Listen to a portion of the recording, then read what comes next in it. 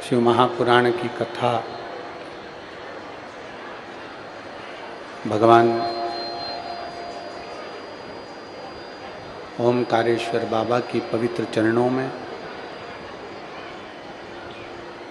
माँ रेवा मैया की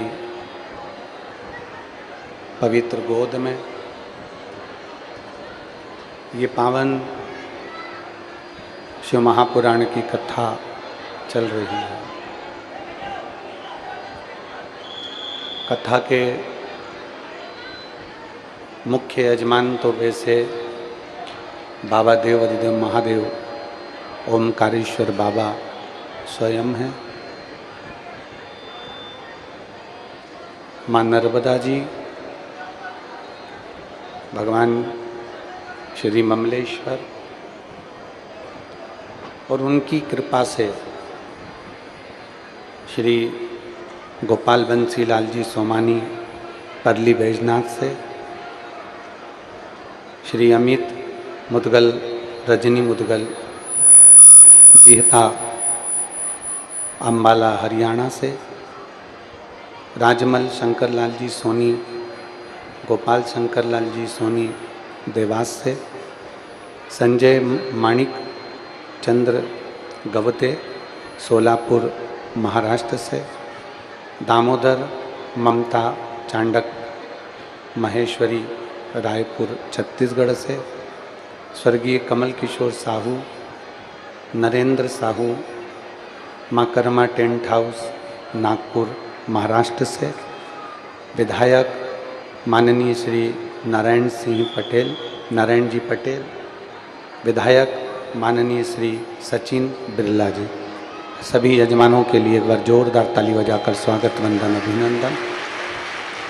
जिन्होंने इस पवित्र शिव महापुराण की कथा का आयोजन करवाकर आप और हम सभी को कृतार्थ किया। प्रभु की कृपा से, भगवान देवाधिदेव महादेव की करुणा से ये जो मनुष्य का शरीर मिला है, ये कोई साधारण सा नहीं है।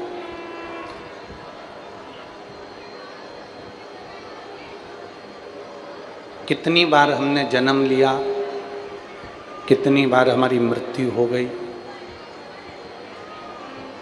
जगत गुरु शंकराचार्य जी कहते हैं, पुनरपि जननम पुनरपि मरणम के प्रपंच से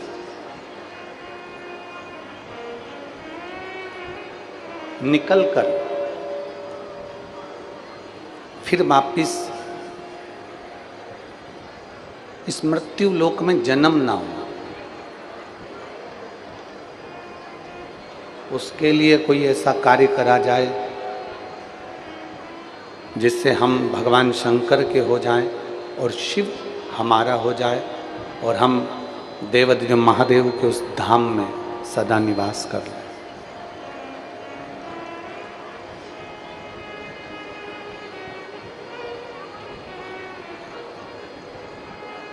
बड़े दुखी होते हैं लोग। कई लोग कह देते हैं हम बड़े दुखी हैं, बड़े तकलीफ में हैं, बड़े कष्ट में हैं। शिव महापुराण की कथा कहती है, पहले तो आप भगवान भोलेनाथ जी को धन्यवाद देना सीखो कि आपको कोई जानवर बनाकर पैदा नहीं करा, मेरे भोलेनाथ जी ने मनुष्य बनाकर पैदा किया।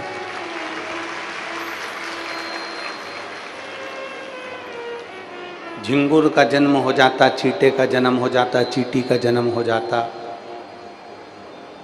चील पक्षी का जन्म हो जाता, कोई जानवर का जन्म हो जाता तो दुख होता। पर उसकी कृपा, उसकी दया, उसकी करुणा, उसकी उदारता इतनी है कि उसने मानव का जो जन्म दिया, उसने जो मनुष्य का शरीर दिया वो साधारण नहीं दिया। और तेरी कृपा बिना ना हिले एक भी अणु, लेते हैं श्वास तेरी कृपा से। बखान क्या करूं मैं राखों के ढेर का, चपटी भगोत में खजाना कुबेर का। हे गंगधार मुक्ति द्वार ओंकार तू, बाबा ओंकार तू। आयो शरण तिहार शंभु तार तार तू। उसने जो जन्म दिया वो साधारण जन्म हमारा है ही नहीं। एक तो मनुष्य की देह मिल गई, मानव का शरीर मिल गया। दूसरा, नर्मदा जी के घाट पर रहने का मौका मिल गया। तीसरा, कहीं भोलेनाथ जी ने कृपा अपने ललाट पर लिखी थी तो ओमकारेश्वर की पवित्र भूमि पर शिव महापुराण की कथा। ऐसा नहीं कि ओमकारेश्वर की पवित्र भूमि पर कथा नहीं हुई, सत्संग नहीं हुआ। जिस पवित्र भूमि पर आप और हम कथा सुन रहे हैं, मार्कंडेय भगवान ने धर्मराज युधिष्ठिर को इसी ओमकारेश्वर की पवित्र भूमि पर माँ रेवा के तट पर, माँ रेवा की रज पर मार्कंडेय ऋषि ने धर्मराज युधिष्ठिर को ओमकारेश्वर ज्योतिर्लिंग का पूरा चरित्र श्रवण कराया था कि ओमकारेश्वर बाबा का प्रागट्य कैसे हुआ।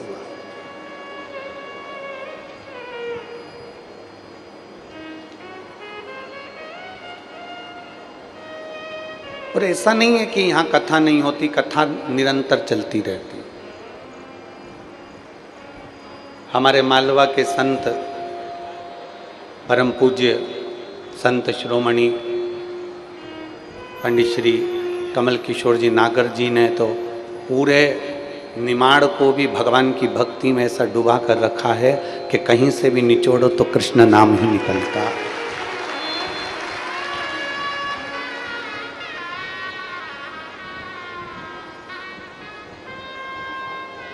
ये भारत की भूमि के वो संत हुए हैं पंडित श्री कमल किशोर जी नागर, जिन्होंने एक छोटे से छोटे मनुष्य से लेकर बड़े से बड़े व्यक्ति को भी भगवान कृष्ण की अविरल भक्ति को कटोरा भर भर कर पिलाया।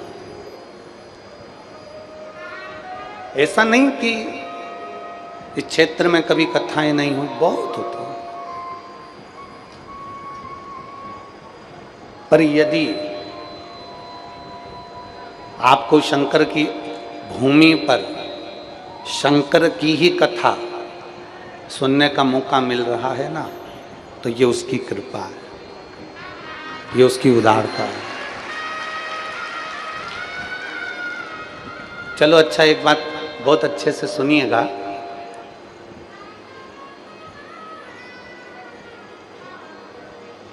किसी के घर में जाकर अगर कोई कहे ना कि तुम्हारे लड़के ने बहुत अच्छा कार्य किया, तुम्हारे पति ने बहुत अच्छा कार्य किया, तो उसकी पत्नी, उसकी बेटी, उसकी बहू, उसके परिवार वाले बड़े खुश होते हैं।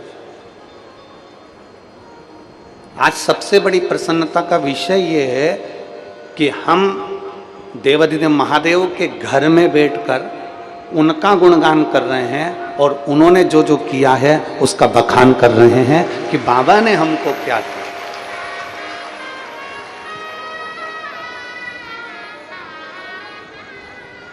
ये उसकी उदारता है, ये उसकी करुणा है। और बिना करुणा के कोई नहीं बैठ सकता। किसी की सामर्थ्यता नहीं है कि कोई पंडाल में जाकर बैठे या टीवी के सामने बैठे और कथा को सुने। कल एक पत्र था, समय थोड़ा सा कम था इसलिए हम उस पत्र का जवाब नहीं दे पाए। उस पत्र में एक बहन ने लिखा कि भगवान से हमारा संबंध क्या होना चाहिए।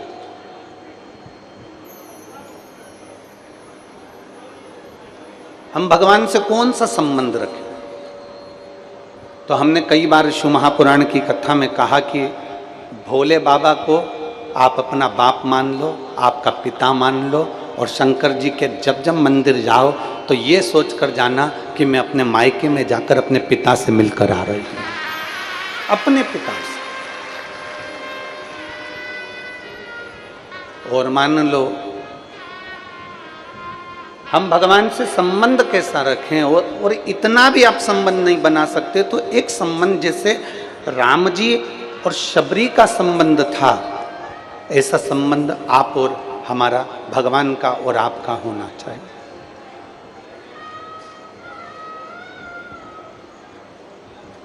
शबरी का और राम जी का संबंध कैसा था? शबरी को गुरुजी ने कह दिया था कि भगवान आएंगे। शबरी को गुरुजी ने कह दिया था कि राम आएंगे। शबरी को गुरुजी ने कह दिया था कि भगवान का दर्शन तुझे यहां होगा। तो शबरी रात दिन भगवान की इंतजार करती थी। गुरु मातंग बाबा ने ये नहीं कहा था शबरी को कि राम परसों आएंगे, कि कल आएंगे, कि नरसों आएंगे, कि 3 तारीख को आएंगे, कि 4 तारीख को आएंगे, कि 8 तारीख को आएंगे, कि 9 तारीख को आएंगे, कि 10 तारीख को आएंगे। ये नहीं बोला था। बस मातंग ऋषि ने शबरी अम्बा से कह दिया था कि राम, जम के बोलो जरा। पर ये नहीं बताया कि कितनी तारीख को आएंगे, कब आएंगे, कैसे आएंगे, किस जगह पर आएंगे।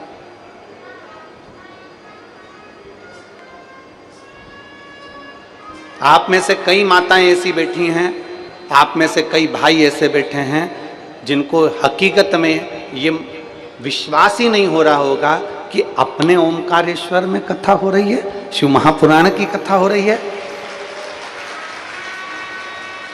पक्के में कथा हो रही है।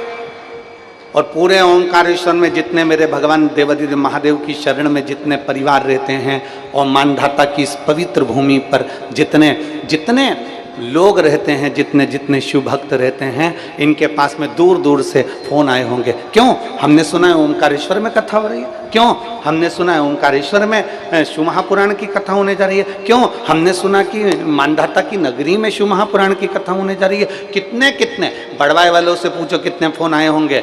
यहाँ आसपास में बूंदी वालों से, खंडवा वालों से, हरसूद वालों से, इधर आसपास वालों से सबसे पूछो कितने फोन आए होंगे कि लोगों ने पूछा होगा क्यों कथा हो रही है, क्यों कथा हो रही है। क्योंकि विश्वास नहीं था।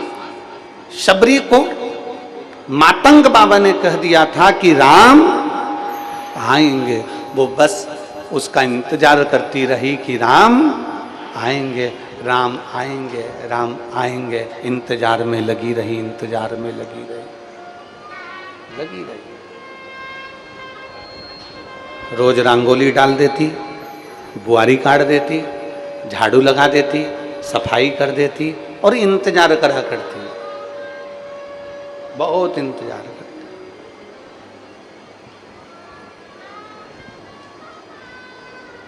अब बताओ शबरी के दरवाजे पर राम आए कि नहीं आए? अरे बोलो तो जम के।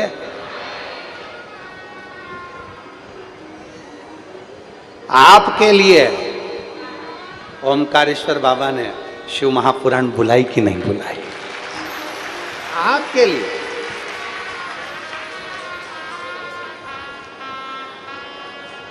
और मैं दोनों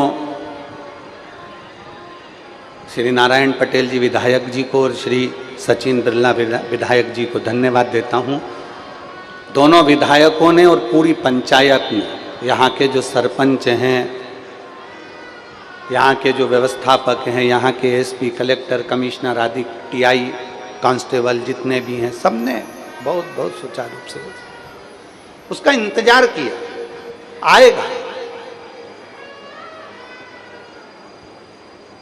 राम जी और शबरी का जो संबंध है, ऐसा संबंध हमारा होना चाहिए।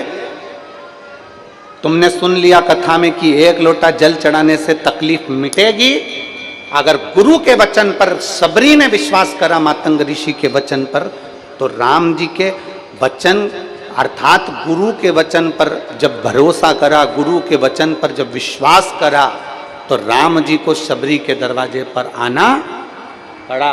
आपका विश्वास जिस दिन दृढ़ हो जाएगा, आपका भरोसा जिस दिन पक्का हो जाएगा, और आपने सोच लिया कि मैंने गुरुजी के मुख से सुना है, एक बेलपत्री खाने से रोग निवारण होता है, एक बेलपत्र खाने से कैंसर जैसा रोग भी समाप्त हो जाता है, एक बेलपत्र खाने से किडनी लीवर तक काम करना प्रारंभ कर देती है, एक लोटा जल भगवान देवादिदेव महादेव को चढ़ाकर आचमन करने से सारे रोग मिट जाते हैं। जब तुमने पक्का भरोसा कर लिया कि सफेद आंकड़े की जड़ कमर में बांधूंगी, मेरी संतान होगी, पशुपति व्रत करूंगी, मेरा काम हो जाएगा, मैं बाबा को बेलपत्री के पेड़ के नीचे ब्राह्मण के जोड़े को भोजन कराऊंगी, मेरी गोद भरा जाएगी, ये सब कुछ आपने एक विश्वास के साथ, एक भरोसे के साथ पक्का मान लिया, विश्वास पक्का कर लिया, तो मेरे ओंकारेश्वर बाबा को भी तुम्हारे वचन को पक्का करने के लिए आकर तुम्हारी गोदी भरना है।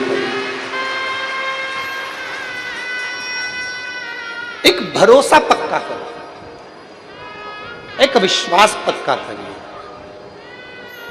और तेरा ही दिया मैंने खाया पिया है, तेरा शुक्रिया,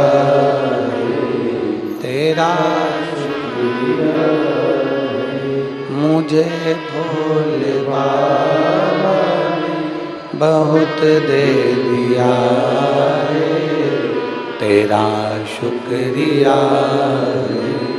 तेरा शुक्रिया। ये जायदाद दी है, औलाद दी है, मुसीबत में हर वक्त इमदाद दी है, तेरा ही दिया मैंने खाया पिया है, तेरा शुक्रिया, तेरा शुक्रिया, तेरा शुक्रिया, तेरा शुक्रिया। ये उसकी कृपा से मिला, ये उसकी दया से मिला, ये उसकी करुणा से मिला। संबंध रखना है ना आपको, तो वो संबंध रखो जो शबरी और राम का रहा है।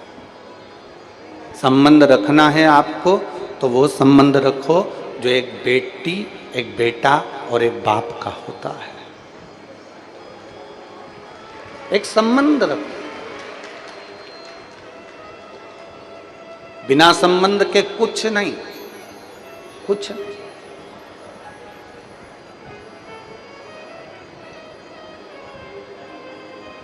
शंकर जी के मंदिर में पार्वती माता जरूर होती है, बोलो सही है कि गलत है? शिव जी के मंदिर में गणेश जी की मूर्ति रखी कि नहीं रखी, वो कोई नहीं देखेगा। शिव जी के मंदिर में सदानंद कार्तिकेय की मूर्ति रखी कि नहीं रखी, वो कोई नहीं देखेगा। पर शिव जी के मंदिर में नंदी है कि नहीं, वो कोई नहीं देखेगा। पर शिव जी के मंदिर में माता पार्वती है कि नहीं, वो जरूर देखे, जरूर।